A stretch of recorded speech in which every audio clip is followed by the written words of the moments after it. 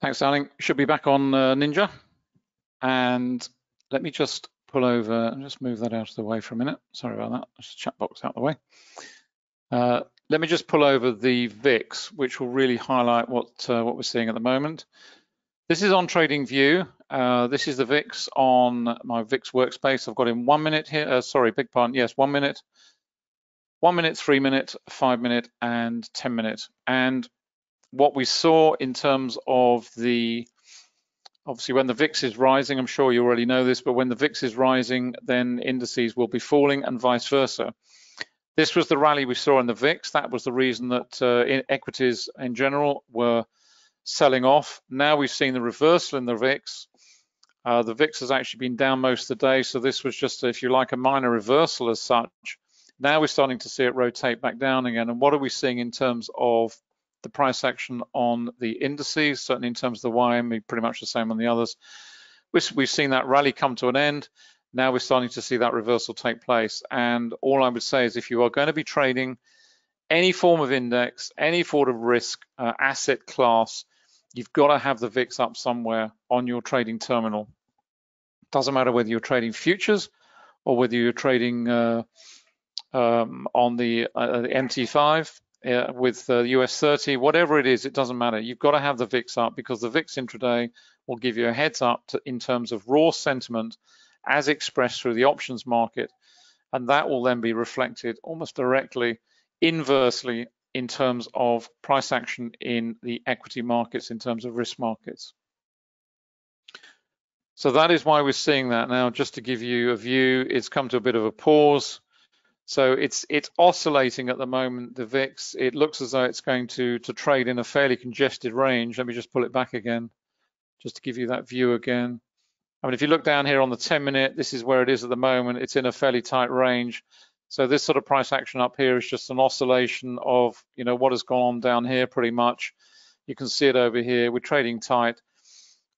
We had a lot of price action this morning on Globex, and the one thing I would say to you, whether you're trading futures, true futures, or whether you're trading synthetic, do not dismiss the opportunity to trade outside of the cash markets, because you'll find the price action is more measured, it's more even paced, it's less dominated by algos, and you'll find the price action will move in a much more considered way. And if you're starting out in this, the one I would suggest you start with is the YM or the US 30, because that is the least volatile of the three in terms of their volatility, if you will.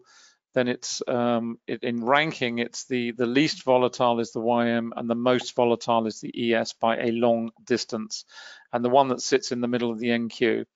So once you've learned your craft on the YM, by all means start trading the NQ, but do not go straight to the ES, please, because you'll get cut to ribbons. Right, let's just head over onto a couple of other markets, because gold is interesting right now. Oh, sorry, before I do that, just gold has got some great moves going on. It's been going on for the last 2 or 3 hours or so. Terrific bullish move on gold.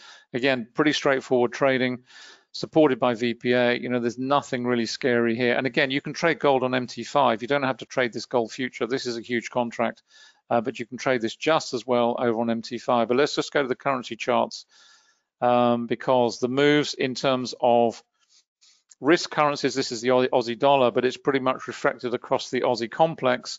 You can look at the Aussie dollar. You can see what's been going on in terms of the daily. This is really reflecting what is going on in terms of equities and risk. So that's the Aussie dollar. I can flick that over onto the Aussie yen, which will have a similar sort of picture. Even more pronounced, look at the candle down here. Big move. This is a huge move for Aussie yen on the day. You know, these are not normal moves. These are generally more typical of the price action for the Aussie yen. So it's a big move. And that is true across the yen complex. We're seeing this pretty much universally, certainly in terms of the CAD yen, Aussie yen, pound yen. Let's just have a quick look at the pound yen. Not so pronounced on the pound yen, and the reason for that is very simple, because we've had economic data. The pound is pretty compressed at the moment. It's under the cosh.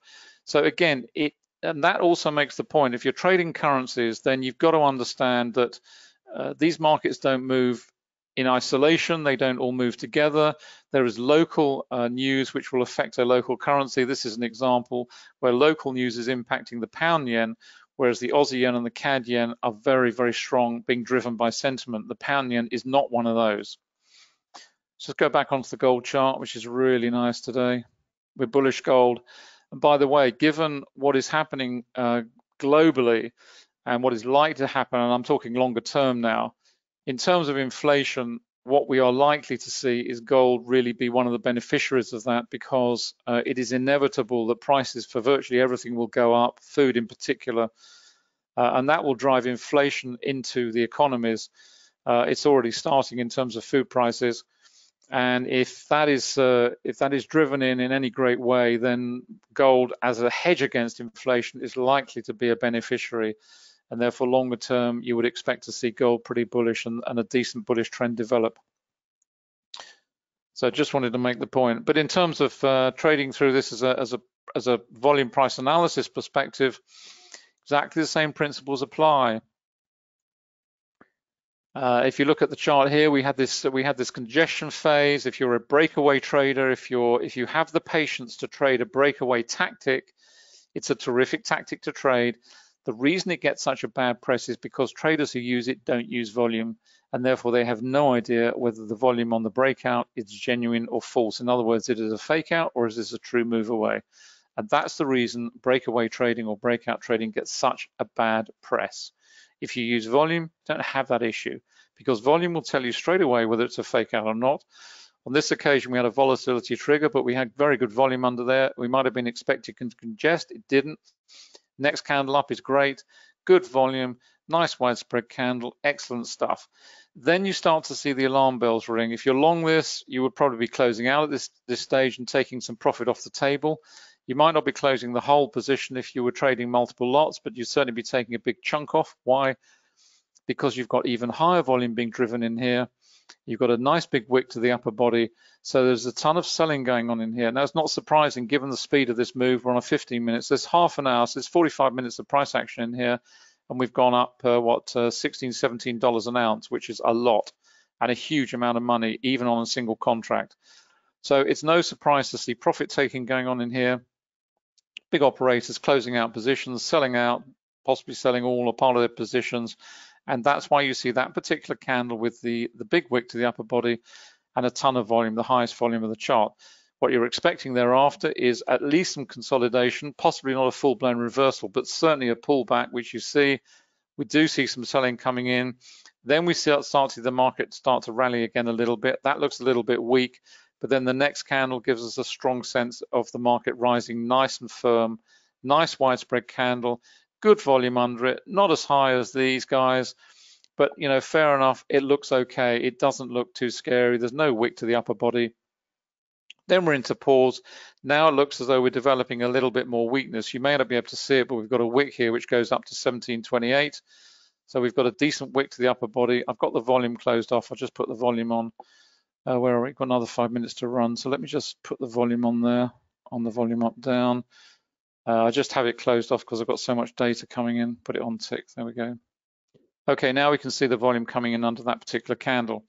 So this is looking a little bit weak. So again, it's a possible pause point coming up. Again, if you've got a position, you're in profit, you might want to take some of that off the table. You might want to take 50% off or take 75% off and leave the other one to run. You can always jump back into this market, it's no big deal.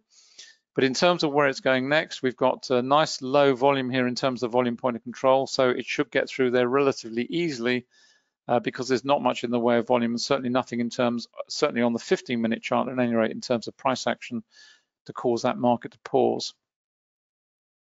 Just have a quick scout round on the other time frames. This is down onto the 30-minute. Similar sort of picture, volatility candle on 30.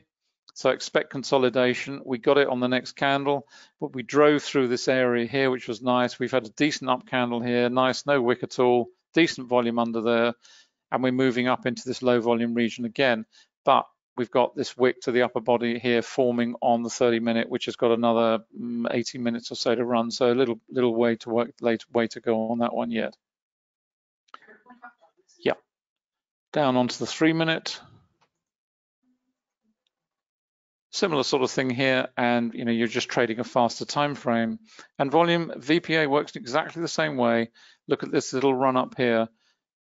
That's okay, this is fine. We've got decent volume under there, and then we get this weak candle coming in with a little pivot to the top. So it's telling us, yeah, there's weakness ahead here. We've got high volume, and we've got a candle here with a wick to the upper body, and it rolling over.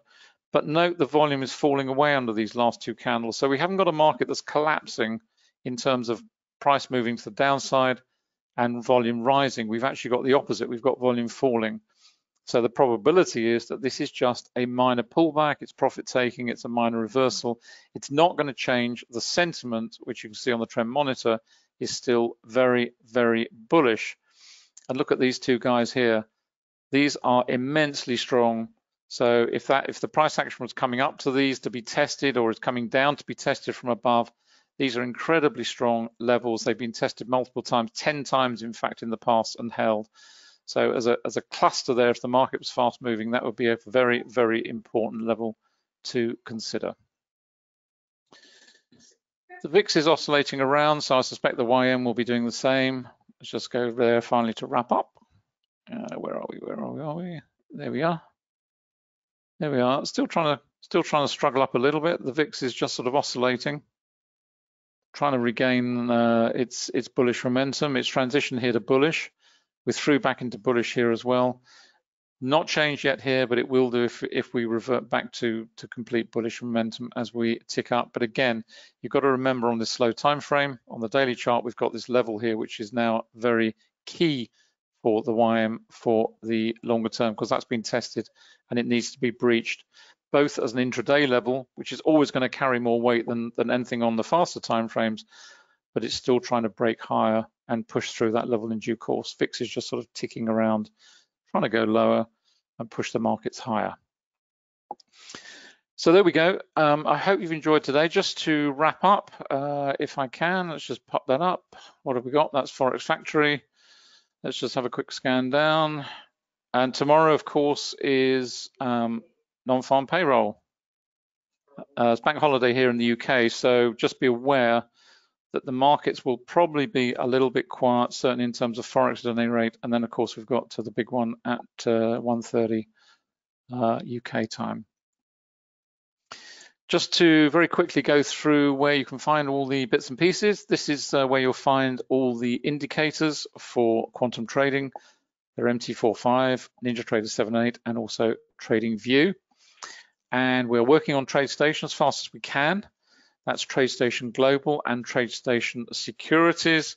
TradeStation Global is a relationship with the TradeStation platform and Interactive Brokers. So if you have an Interactive Brokers account, you can link it automatically through to TradeStation. You can trade off the TradeStation panels, have all the advantages of TradeStation, linked with all the advantages of trading through Interactive Brokers and their incredible liquidity and the markets they offer. It's a very, very powerful combination, and we will have that up and running pretty soon. And then we have TradeStation Securities 10, version 10, which is you're running all the other applications and charting. It's a fantastic platform, got radar screen there. Going to be doing a lot of stocks and on that particular platform, so very excited. And we are working flat out to get that rolled out ASAP. Thereafter, we're probably going to be doing multi-charts. We've got some other work to do as well on TradingView, but we'll keep you posted on that. Finally, just to wrap up, this is the education program. I know we have some students here on our education program. A lot of traders who trade other markets don't pay attention to the Forex market, which we find a bit odd, given that it is the biggest market and it sits at the hub of all the others.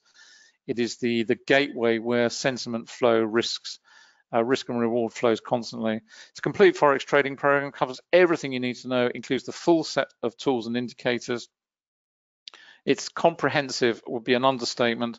There's over 200 hours of video and video podcasts, there's 13 PDF downloads, and as I say, all the tools and indicators as well. So there we go. We always love to hear from you. So if you've got any questions, please just drop Anna a line at anna@annacooling.com, or you can get hold of me, david@quantumtrading.com, and we will always be happy to answer your questions if we possibly can. Thank you so much for coming along today. Hope you've enjoyed it. Enjoy the rest of the trading session. Sorry, Line? We will be back on Tuesday. We have a day off tomorrow, which is nice, but we're back on Tuesday morning for the London Forex session. Enjoy the rest of the day and the rest of the trading week, and we will see you again soon. And thanks for now. Bye for now.